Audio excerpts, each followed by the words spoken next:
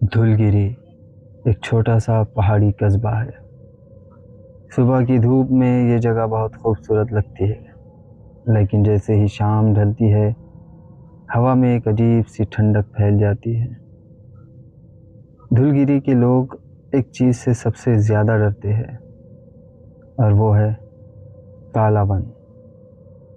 कस्बे के पास फैला घना जंगल। लोग कहते हैं काले वन में कोई जाता नहीं, वहाँ अपनी मर्जी से सिर्फ परछाइयाँ आती है। तो चलिए जानते हैं इस काले वन की पूरी कहानी।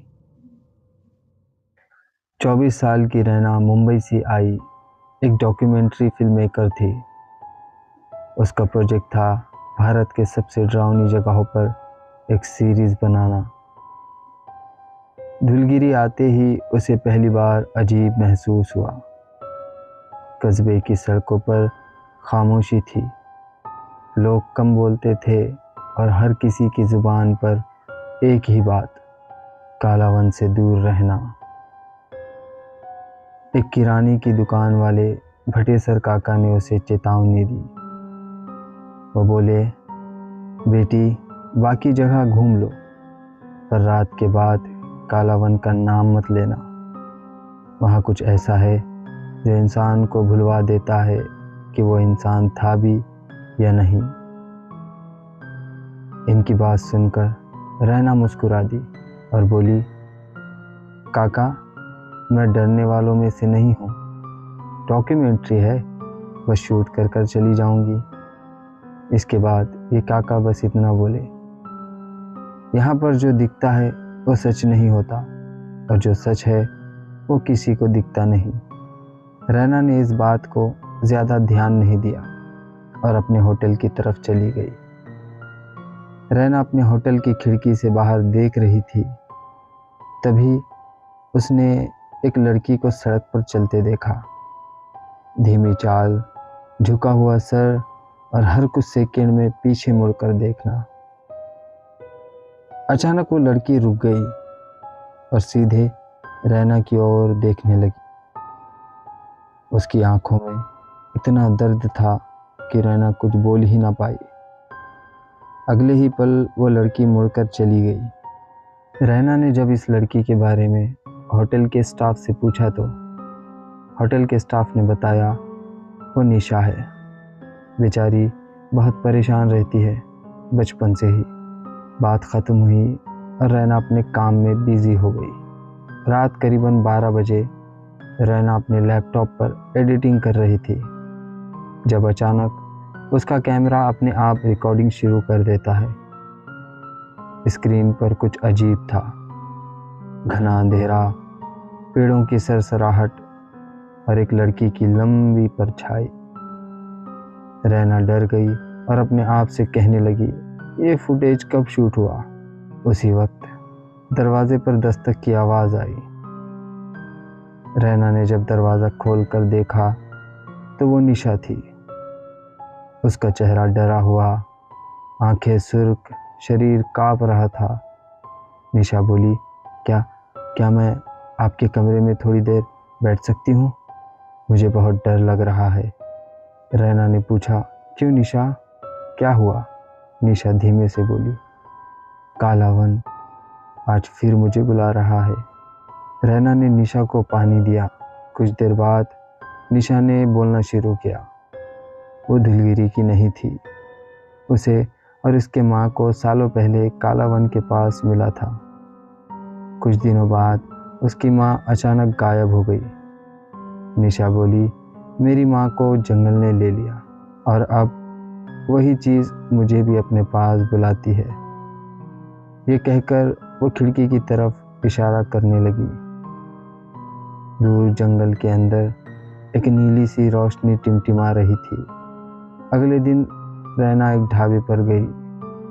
ढाबे वाले मंगलू ने अजीब सवाल किया, क्या आप दोनों ने जंगल के पास रात बिताई? रैना चौंक गई और उससे पूछा, आपको कैसे पता? मंगलू बोला, काला वन में एक छाया नारी रहती है, जिस पर उसकी नज़र पड़ जाए वो उसे अपने जैसा बना देती है। निशा डर कर रैना से लिपट गई। रैना ने उसके बात को इग्नोर किया और खाना खाकर वहाँ से निकल गई और निशा से कहा, तुम डरो मत, ये सब बस अफवाह है। हम वहाँ जाकर देखेंगे कि असल में वहाँ है क्या। दिन गुजर गया। रात होते ही रैना और निशा जंगल की तरफ निकल पड़े। घनी रात, डरावना मंजर था। रैना और निशा जंगल के दरवाजे पर खड़े थे। तभी अचानक किसी के कदमों की आवाज़ आई।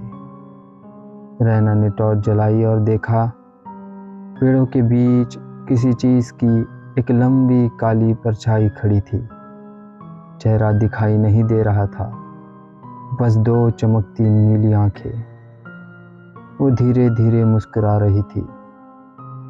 निशा उसे देखते ही चिल्लाई, ये वही है, भागो यहाँ से। दोनों ने डर के मारे भागना शुरू किया, पर वो परछाई हिली तक नहीं, बस उन्हें जाते हुए देखती रही। अगले दिन रैना फिर भटेसर काका के पास पहुंची। काका ने इस दिन बहुत बड़ा सच बताया। काका ने कहा, 20 साल पहले जंगल में एक घायल औरत मिली।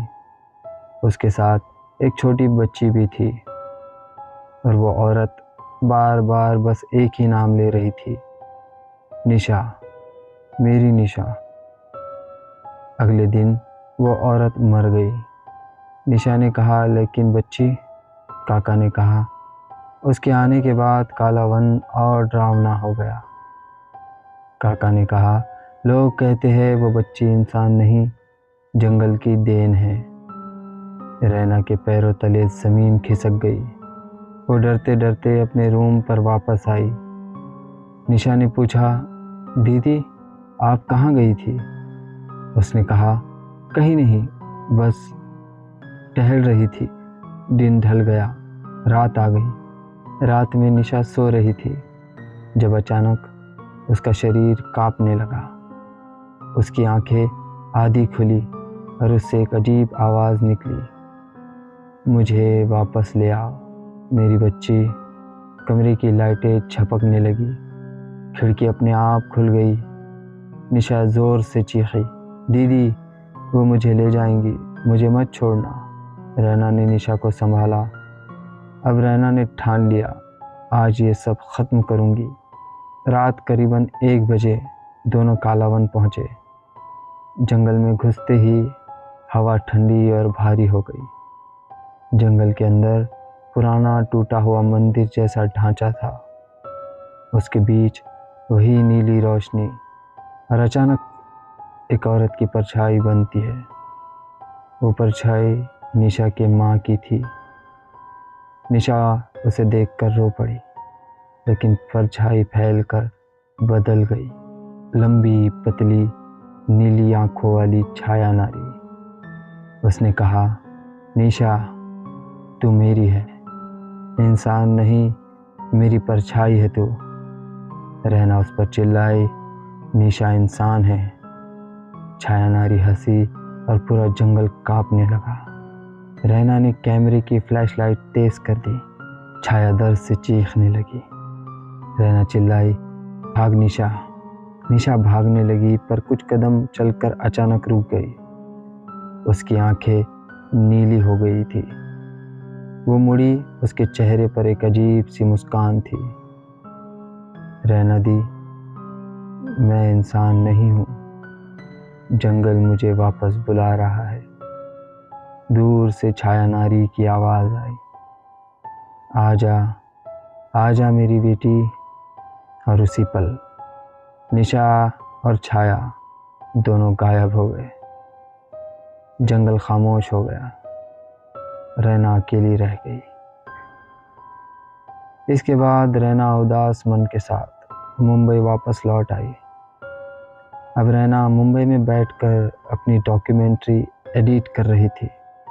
आखिरी फुटेज में उस जंगल का आखिरी सीन रहना को दिखाई दिया, जिसमें निशा का चेहरा, नीली आंखें, हल्की मुस्कान और वो फुसफुसाहट थी, मैं अभी भी यहीं हूँ दीदी। और अचानक कैमरा अपने आप बंद हो गया। अगर आपको ये कहानी पसंद आई हो तो चैनल को सब्सक्राइब और वीडियो को लाइक शेयर ज़रूर करें। साथ में बेल आइकन भी दबा दें ताकि आने वाली वीडियो की नोटिफिकेशन आपको मिलती रहे। तो मिलते हैं अगले वीडियो में।